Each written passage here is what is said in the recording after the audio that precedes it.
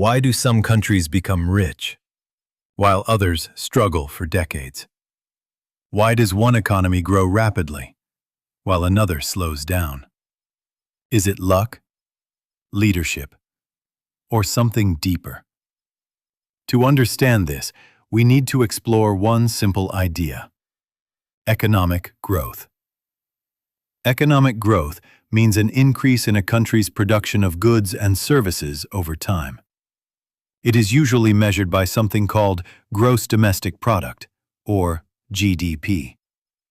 When GDP grows, it means the economy is producing more, earning more, and ideally, improving the standard of living. But economic growth is not just about numbers. It's about jobs, income, and opportunities for people. So what actually drives economic growth? There is no single answer. Instead, it comes from a combination of key factors working together. One of the most important factors is human capital. When people are educated, skilled, and healthy, they become more productive.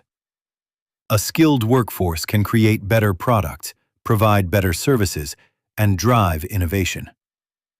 Another major factor is investment.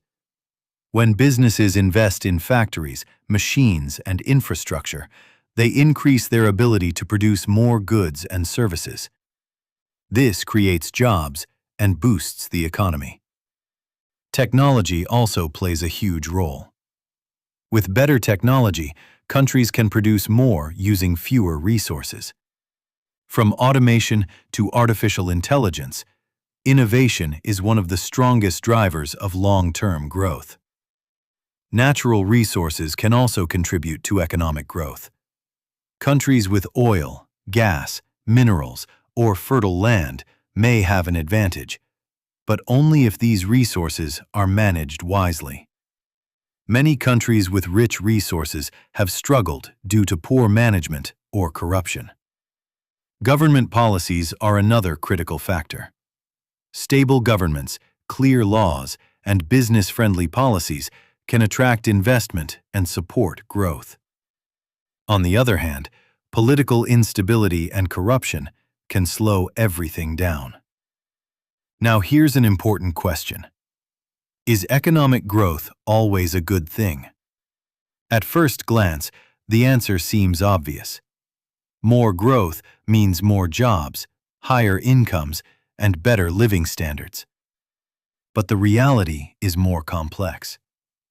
Economic growth also has its downsides. It can lead to income inequality, where the rich get richer while others are left behind. It can also cause environmental damage, especially when industries expand without proper regulation. So growth itself is not the problem. The real issue is how that growth is managed. To understand this better, let's look at real-world examples. The United States is one of the most developed economies in the world. Its growth has been driven by innovation, strong institutions, and a dynamic private sector.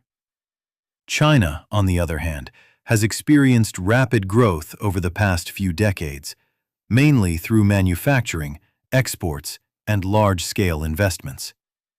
At the same time, many developing countries continue to struggle. Factors like weak infrastructure, limited investment, and political instability make it difficult for them to achieve consistent growth. These examples show that while every country's journey is different, the core principles of growth remain the same. But growth doesn't continue forever at the same speed. There are times when economies slow down. This can happen due to high inflation, rising debt, or global economic shocks. When growth slows, businesses invest less, jobs become scarce, and overall economic activity declines. This is why managing growth is just as important as creating it.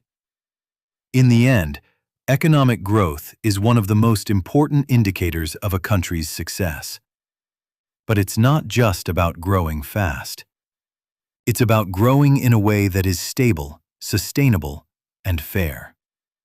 Because the true measure of an economy is not just how much it produces, but how well it improves the lives of its people.